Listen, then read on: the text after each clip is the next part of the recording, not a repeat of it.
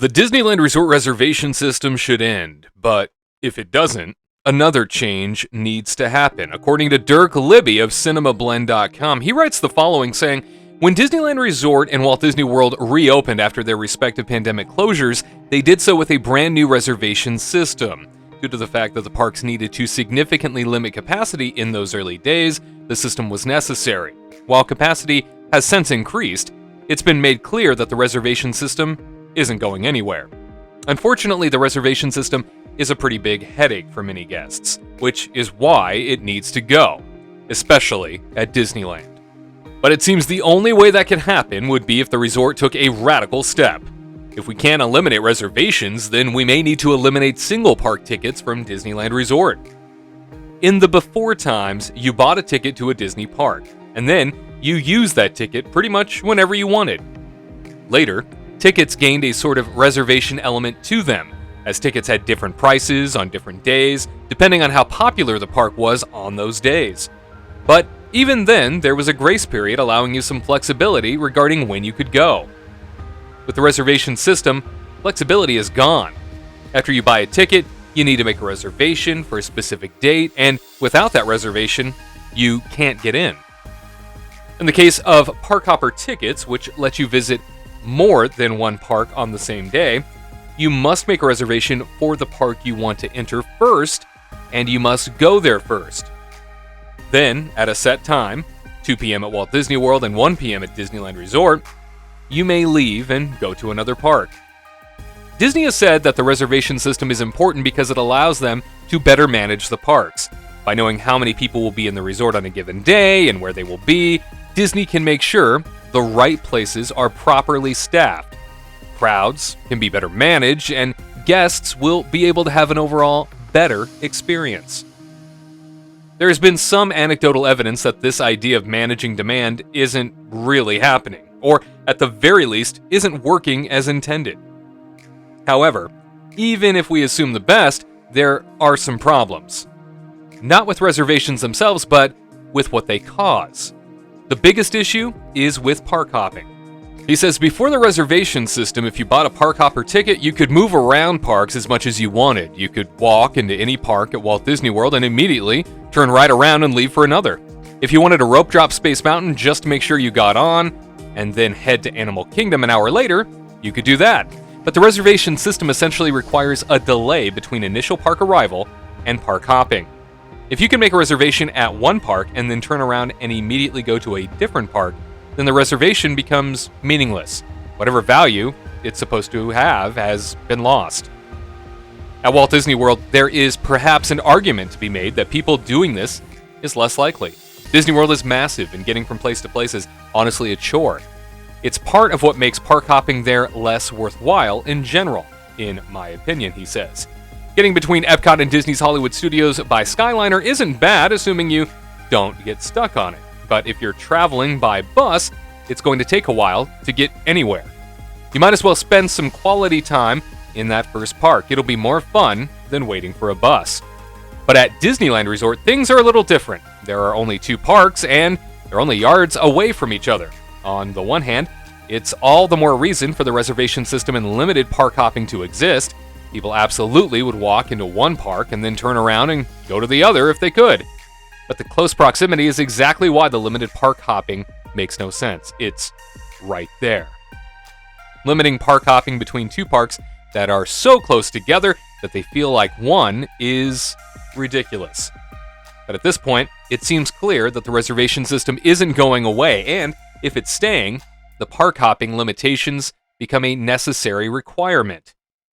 There is one way to make the reservation system technically work while allowing for unlimited park hopping. Treat Disneyland and Disney California Adventure as a single location and make every ticket a Park Hopper ticket. Walt Disney World is often the resort credited with the blessing of size, and while its massive scope certainly allows for so much that will never be possible at Disneyland, there is something to be said for the California location's smaller scale. All the elements of the resort, both theme parks, 3 hotels, and downtown Disney are all right next to each other, making them all incredibly easy to navigate. Jumping between the 2 theme parks easily is one of the great selling points of the entire resort. Without it, a great deal is lost. having dinner at Carthay Circle at California Adventure before heading over to Disneyland to watch the fireworks is kind of the point. Based on the plans Disney has presented for its proposed Disneyland Forward expansion, the parks, hotels, and shopping and dining are only going to become a more cohesive environment, with each flowing into the other nearly seamlessly. By giving all ticket holders access to both parks, we can still make the reservation system work. Disney will know how many people to expect on a given day, but those guests will have freedom to move throughout the resort. True, Disney doesn't know how many people will want to rope drop Galaxy's Edge compared to Avengers Campus, but Disney also doesn't know how many people are going to rope drop Space Mountain compared to Thunder Mountain. At its core, the reservation system is about linking a specific ticket sale with a specific day of attendance, and that remains intact. There is, of course, a significant downside to this idea. If you thought Disneyland Resort tickets were expensive before, doing this would cause a significant jump. A single-day park hopper ticket currently costs you a minimum of $164 compared to the current single-day park ticket, which is $104. You can be sure that if single park tickets went away, those park hoppers would not be getting any cheaper. So we're looking at more than a 50% increase in the baseline ticket cost. That's not a benefit to anybody's wallet, but odds are a lot of people are spending that money already. And when you built that cost into a Disneyland vacation, it becomes manageable. The per day cost of a ticket drops significantly when you go multiple days, and most people do. Of course, if I had all the control in the world, he says, I would simply eliminate the reservation system entirely and return tickets and park hopping to the way it used to be. That's the perfect solution. But since it doesn't seem likely to happen, this may be a better choice than what we have now. At Walt Disney World, single park tickets make sense. But at Disneyland Resort, park hopping is a way of life, and it needs to return.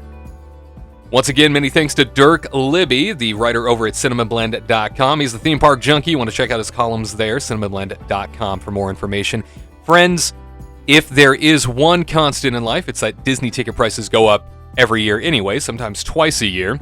So that does lead me to wonder if whether or not he's onto something here. Does Dirk, in fact, see the future, and does the future have a ticket being park hopper no matter what?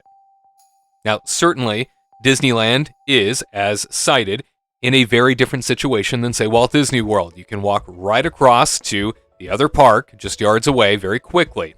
And he's right. The park hopper reservation time frame, where you can only cross over at 1 p.m. at Disneyland, doesn't really make much sense anymore, does it? So, I'm asking you, putting this ball in your court, are you somebody that feels like potentially we need to ditch the reservation system? Do we need to move on to a one ticket for everything type of environment?